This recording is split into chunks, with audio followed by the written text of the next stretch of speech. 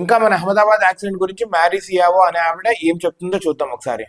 ఆమె ఏమంటుందంటే టీసీఎంఏ ఫెయిల్యూర్ వల్ల ఈ యాక్సిడెంట్ జరిగి ఉండొచ్చు, ఎయిర్ ఇండియా అహ్మదాబాద్ యాక్సిడెంట్ జరిగి ఉండొచ్చు అంటుంది.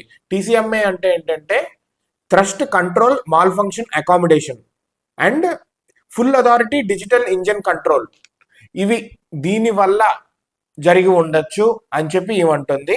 ఈమె క్లియర్ గా చెప్తుంది ఇది బోయింగ్ ఇష్యూ వల్ల జరిగినవి అని చెప్పి. అదే విధంగా మన దేశంలో కాదు, అది అయిన వెంటనే మనం చాలా న్యూస్ లో చెప్పుకున్నాం, చూస్తానే ఉన్నాము. దగ్గర ఇప్పటికి 10 ఇన్సిడెంట్స్ జరిగింది. మొన్న కూడా ఒకటి కూలిపోయింది, 2 days బ్యాక్ నిన్న ఒకటి కూలిపోయింది, లండన్ లో కూలిపోయింది ఒకటి. ఇట్లా ఎక్కడ చూసినా కానీ లైక్ ఇవి డెవలప్ చేసి డిజైన్ రిలీజ్ చేసేసి aeroplanes decent amount of years అయిన తర్వాత అన్ని కంట్రీస్ లో ఈ ఇష్యూస్ తలెత్తుతూనే ఉన్నాయి. ముందుగా ఐడెంటిఫై చేసి మళ్ళీ ఆ ప్లేన్ రిటర్న్ బ్యాక్ అయిపోతే కనుక ఓకే. కొన్నిసార్లు ఈ లోపే యాక్సిడెంట్ జరుగుతున్నాయి, ప్రాణాలు కోల్పోతున్నారు, పైలట్స్ మీద తోసేస్తున్నారు. ఇది ప్రతి కంట్రీ గవర్నమెంట్ చాలా స్ట్రిక్ట్ యాక్షన్ తో చూడాలి. బోయింగ్ దగ్గర నుంచి నష్టపరిహారం దేశానికి అదేవిధంగా ప్రజలకి ఇవ్వాలి. అండ్ ఆ బోయింగ్ ని కూడా బ్లాక్ లిస్ట్ లో పెట్టాలి అంటిల్ ఆ మోడల్స్ రీడిజైన్ జరగాలి, లేకపోతే ఆ ఇష్యూస్ అన్ని ఓవర్కమ్ చేసేదాకా.